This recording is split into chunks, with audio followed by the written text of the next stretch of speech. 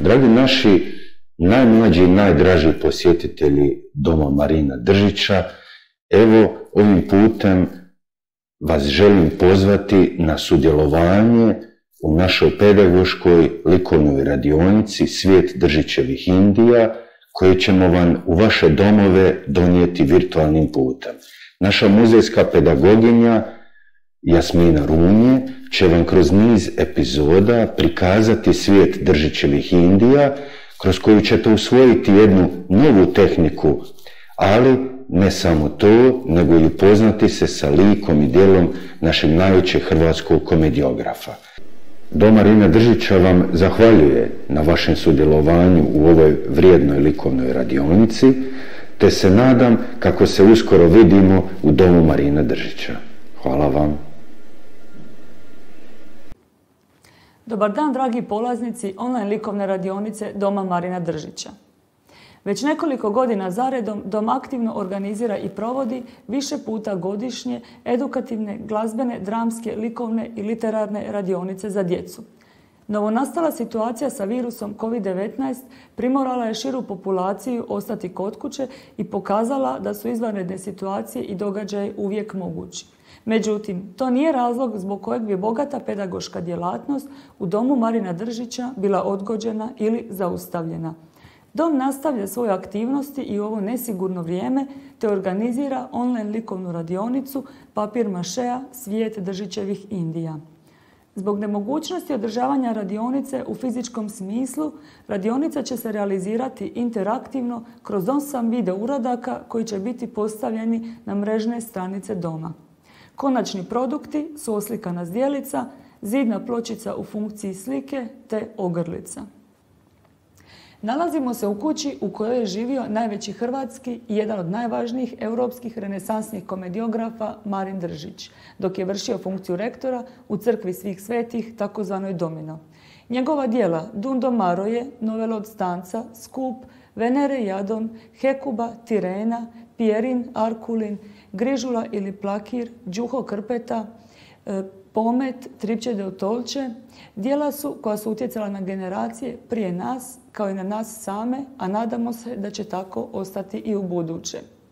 Djelo kojem ćemo mi posvetiti posebnu pozornost je Dundo Maroje, u kojem u prvom prologu negromant Dugi nos spominje 4 Indije, Velicijeh, Malijeh, Novijeh i Starijeh. Indijama su bili fascinirani mnogi, smatrali su se zemljom bogatstva, mudraca, čudnih životinja i čarobnjaka. Pitamo se koliko je zapravo Marin Držić znao o Indijama. On je spominjao imaginarne Indije i upravo je to polazišna točka naše radionice. Tehnika kojom ćemo se služiti na našoj radionici je likovna kiparska tehnika papir mašea. Papir maše u prijevodu znači sažvakan papir. To je kaša papira i ljepila. Što se tiče povijesti ove mase, u drevnom Egiptu su se posmrtne maske radile od preteče ove mase. U Kini su se od ove mase radili vojni oklopi. Bila je poznata na Dalekom istoku, u Perziji i Japanu. Tek u 17. stoljeću ova tehnika dolazi u Europu. U Europi se ona koristi kao jeftina masa te alternativa, to je zamjena za malter i kamen. Tehnika se kasnije širi u Rusiju negdje krajem 17. i početkom 18. stoljeća. Nakon toga gubi se interes za nju i njezina popularnost se ponovo vraća tek u 21. stoljeću. Dva su načina izrade papir maše mase.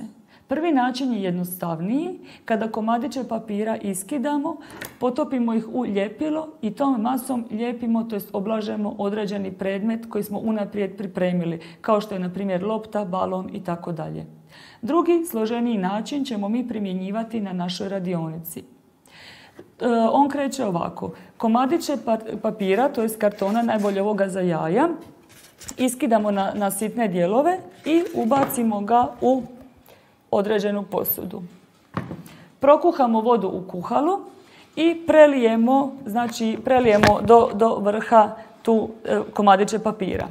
Nakon toga uzmemo cjediljku, kroz nju iscijedimo višak vode i štapnim mikserom još jednom tu masu dobro usitnimo.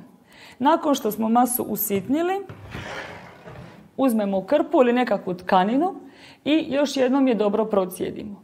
Nakon što smo dobro procijedili masu, u nju dodajemo ljepilo, mi ćemo se služiti drvofiksom.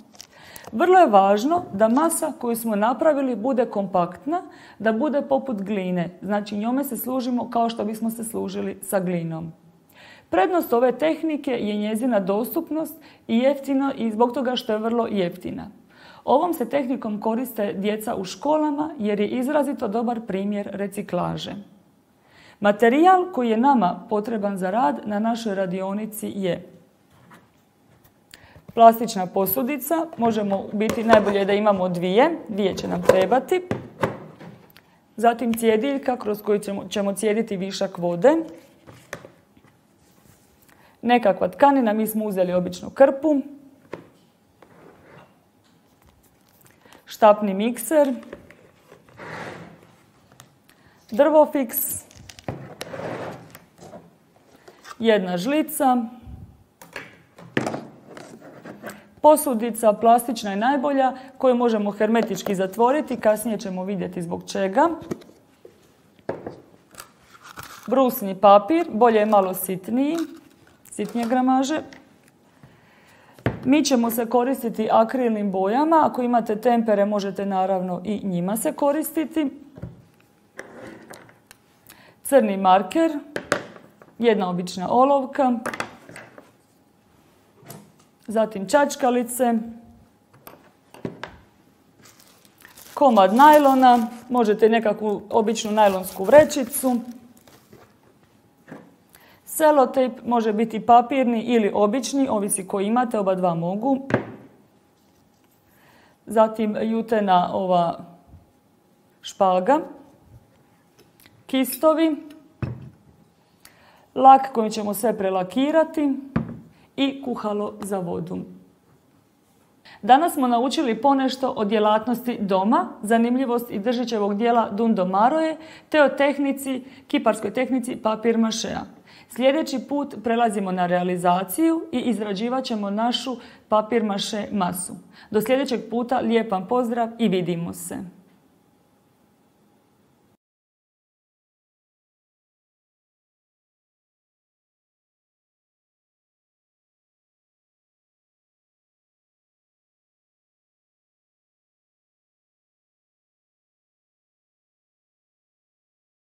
Dobar dan, dragi polaznici online likovne radionice Doma Marina Držića. U prvoj epizodi ponešto sam vam rekla o bogatoj edukativnoj djelatnosti doma. Spominjala sam vam Držićeva djela koja su nepresušno vrelo inspiracije generacijama prije nas, kao i nama samima, a nadamo se da će tako ostati i u buduće. Posebno sam se zadržala na Držićevom dijelu Dun do Maroje, u kojem u prvom prologu negromant Dugi nos spominje 4 Indije, Velicijeh, Malijeh, Novijeh i Starijeh. Upravo su te Indije tema naše radionice. Također, razgovarali smo o papir maše masi, pa smo rekli da je to masa koja u prijevodu znači sažvakan papir. Dva su načina izrade ove mase. Jednostavniji način i složeniji. Mi ćemo se na našoj radionici služiti složenijim načinom. U prošloj epizodi nabrali smo materijal koji nam je potreban za rad, te danas možemo krenuti sa realizacijom. Papirnu ambalažu za jaja iskidat ćemo na malene komadiće i ubaciti u posudu. Papir je najbolje rezati ručno, bez škara ili rezača, iz razloga što tako dobivamo nježniji rub, lomljiviji rub koji će lakše upijati vodu.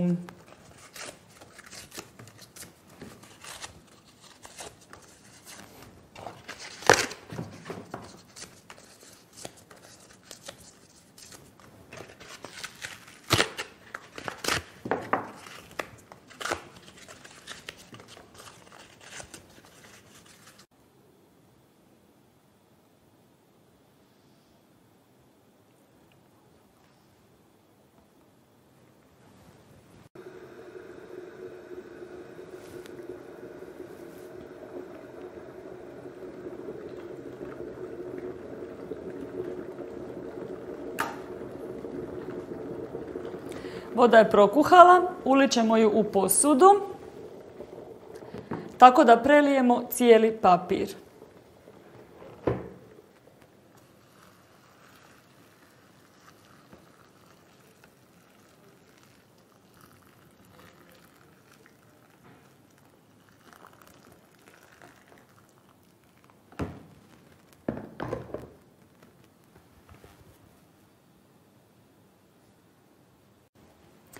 Smjesu promiješamo i ostavimo da odstoji najmanje 1 dan, 24 sata.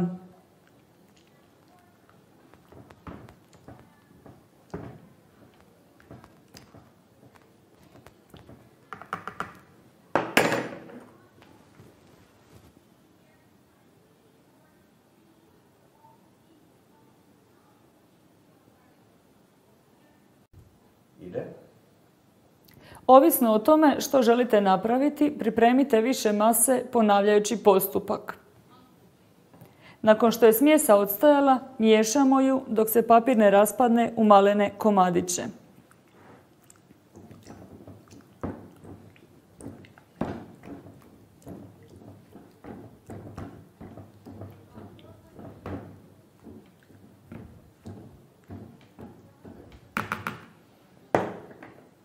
Iscijedimo višak vode u drugu posudu kroz cjediljku.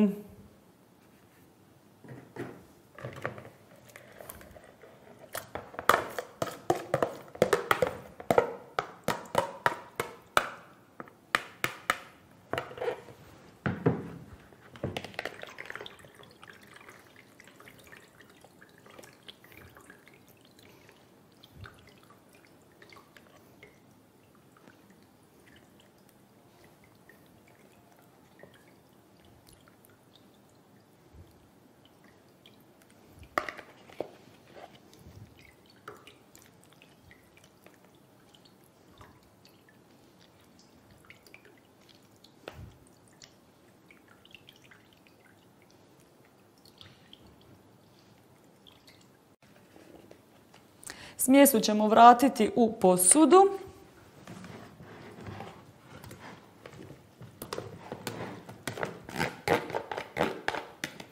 I dodatno usitniti štapnim mikserom.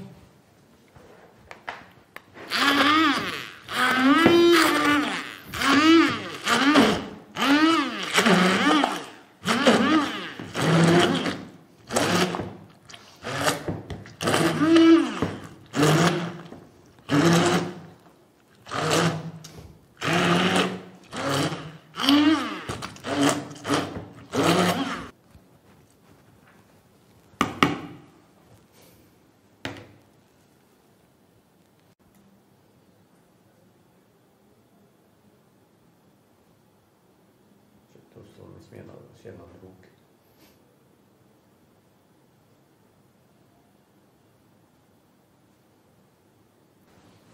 Masu ćemo dodatno procijediti kroz tkaninu.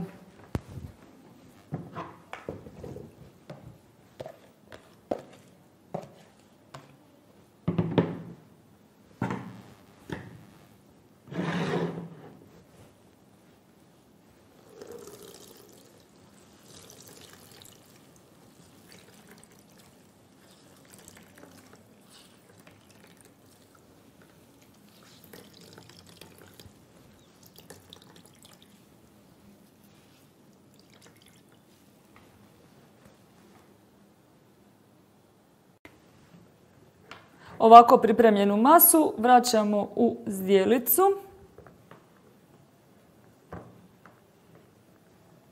Te dodajemo ljepilo.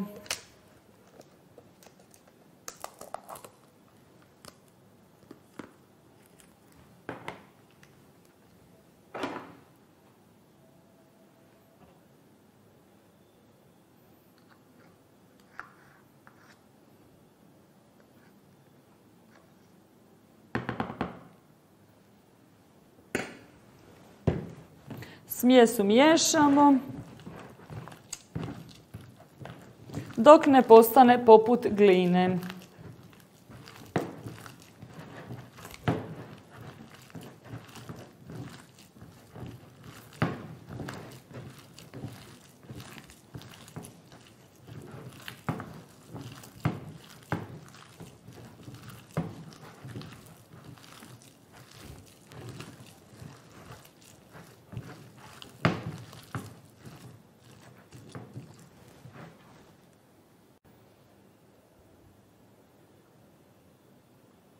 Pripremljenu smjesu ćemo pohraniti u hermetički zatvorenu posudu kako bi se smjesa sačuvala od sušenja i propadanja.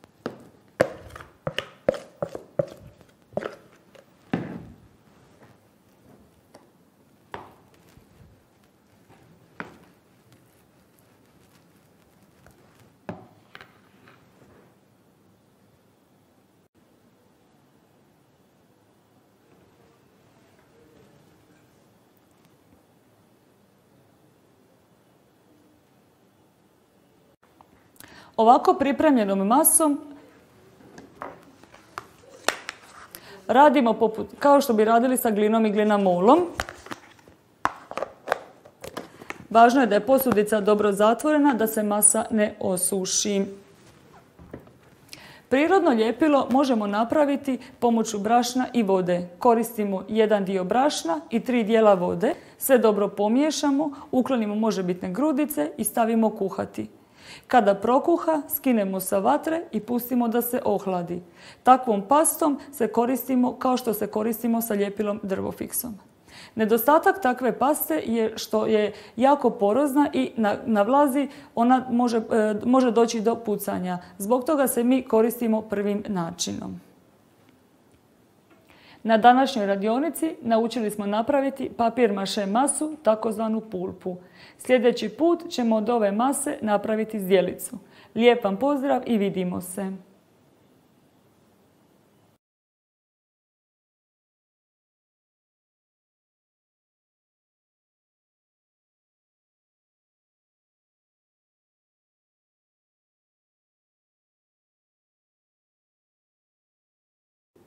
Dobar dan, dragi polaznici online likovne radionice Doma Marina Držića.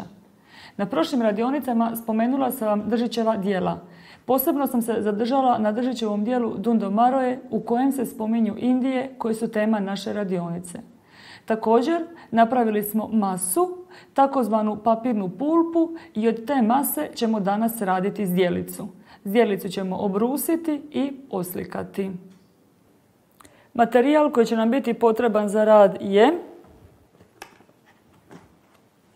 papirna kaša, takozvana pulpa, koju smo napravili prošli put.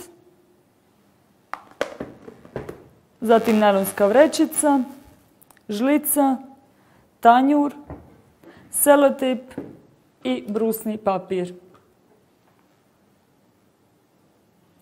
Tanjur ćemo prekriti najlonskom vrećicom.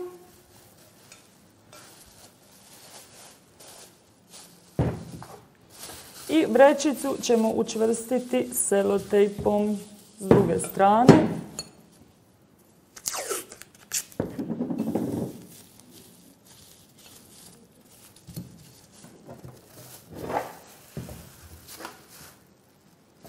Nakon toga stavljamo dio po dio pripremljene mase, ovisno o debljini proizvoda koji želimo dobiti, te oblikujemo željenu formu.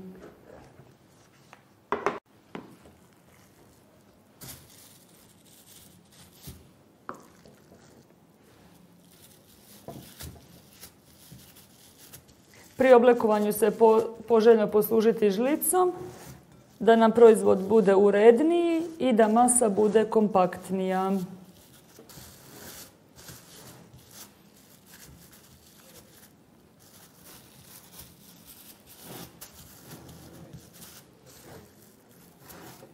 Važno je upozoriti da pretanki proizvod je podložan lakšem pucanju, dok je deblji proizvod zapravo potrebno duže sušiti.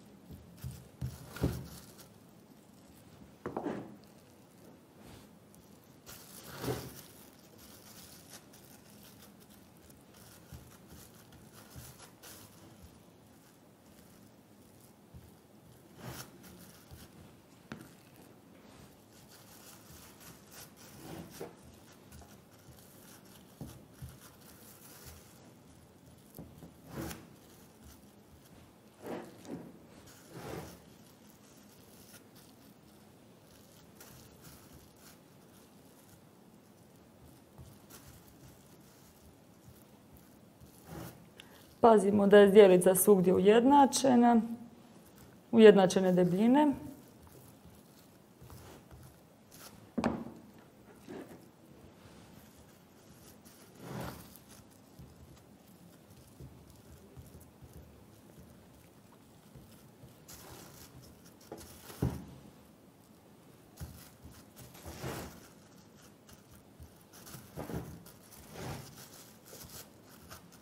Uredimo joj krajeve.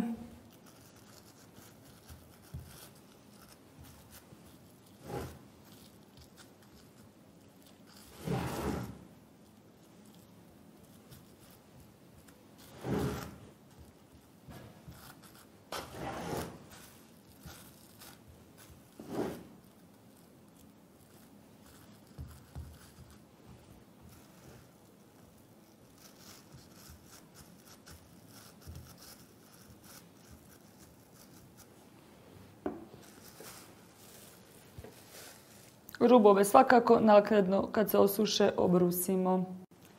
Rubove ćemo obrusiti brusnim papirom. Sljedeći korak je sušenje na prirodnom zraku. Vrlo je važno da se ovakva smjesa suši na prirodnom zraku, a nikako u pećima, fenom ili drugim mehaničkim putem zbog velike opasnosti od pucanja. Osušena smjesa izgledat će ovako.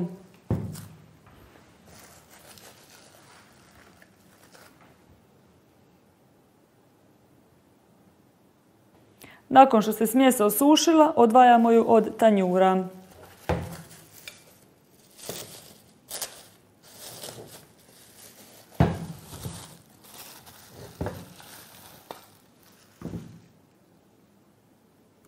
Zatim odvajamo masu od vrećice.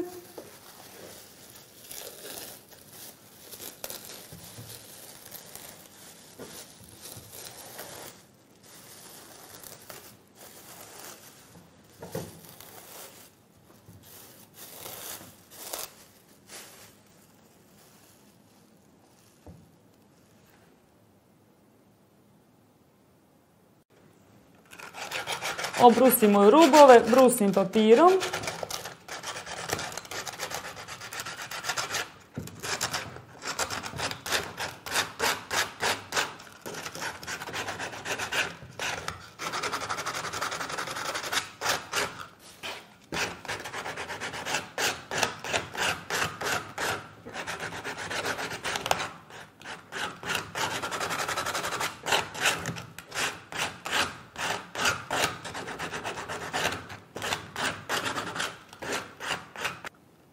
Obrusili smo rub.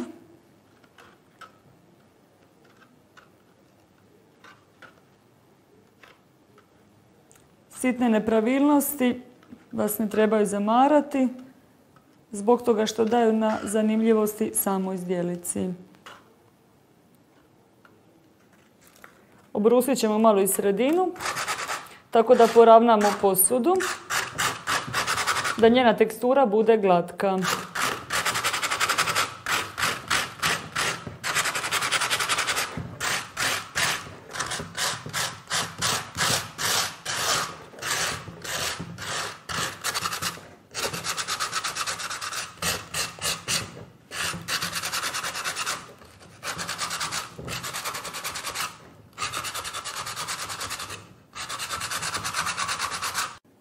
Danas smo naučili rukovati s papir maše masom, takozvanom pulpom. Napravili smo zdjelicu, obrusili je rub i pripremili je za daljnji rad. U sljedećoj epizodi reći ćemo nešto više o Indijama, razgovarat ćemo o bojama te ćemo našu zdjelicu oslikavati. Do tada vam lijep pozdrav i vidimo se!